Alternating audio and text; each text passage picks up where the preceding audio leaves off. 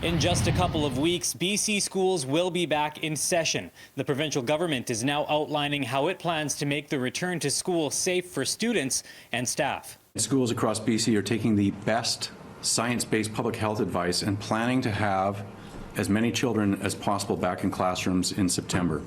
The school year starts on September 10th with 2 days of health and safety orientations. Kids will be put into learning cohorts of up to 60 students for elementary schools and up to 120 for secondary schools. Elementary and middle schools will have full-time in-class learning. High schools will mainly be in person with some online coursework. School is where kids learn with their peers, with teachers and teaching assistants.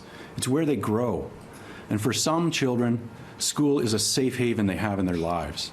School start times and lunch breaks will be staggered to prevent cohorts from mixing together. Masks will be mandatory for staff, middle school and high school students when physical distancing is not possible. The BC Teachers Federation doesn't think the province's plan goes far enough. The union is calling for smaller class sizes and masks to be worn at all times. We still think there's opportunity to make those changes and expect some changes to be made.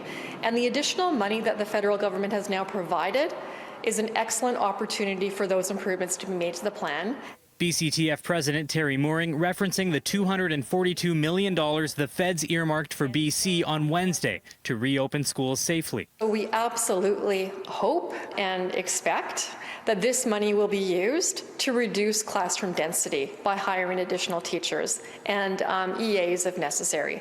The province wants all children to go back to classrooms, but families who aren't comfortable doing so will have the option for remote learning. Each of BC's 60 school districts have formulated their own online learning plans. As for getting students with special needs back to school, kids with complex learning needs, with diverse abilities, are a priority in terms of the supports that they get to keep them engaged and be successful in school.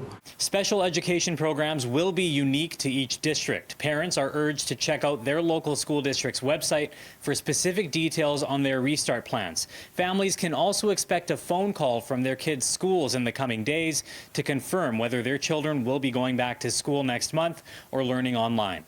In Vancouver, Travis Prasad, City News.